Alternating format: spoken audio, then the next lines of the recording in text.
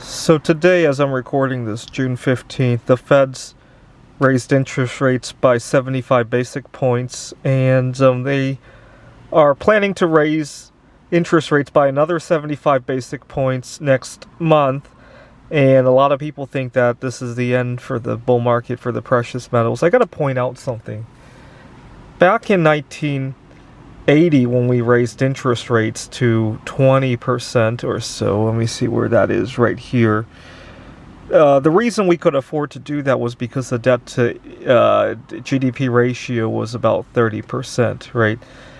In the 1970s, we had massive inflation. We also had massive spending, right? Just go back and watch Nixon, Ford, Carter. They all promised big spending programs, right? Johnson promised a war on poverty, and it was continued by all those administrations.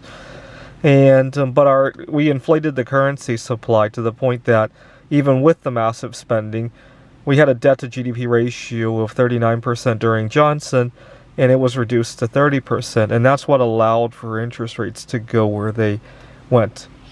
And not to mention at the time, right, in 1980, we had a lot of 30-year Treasury bonds, right?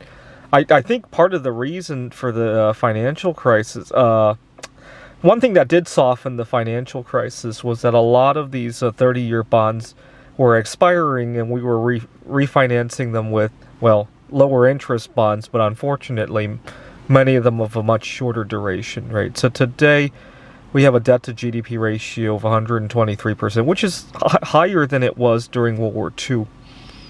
Now look at this.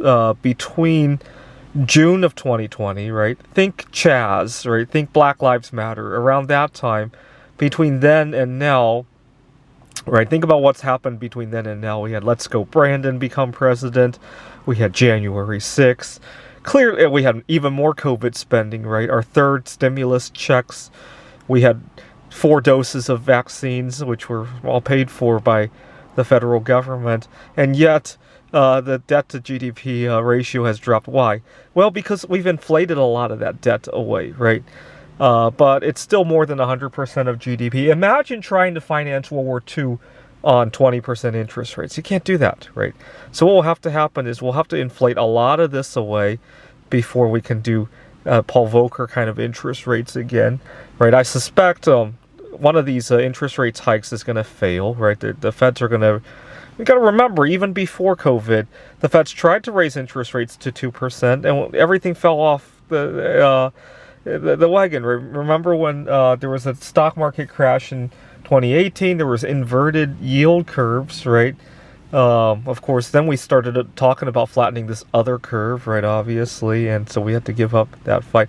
But even without COVID, something was going to... If we didn't have COVID, we probably would have had a different kind of financial crisis, right? A lot of people blame COVID.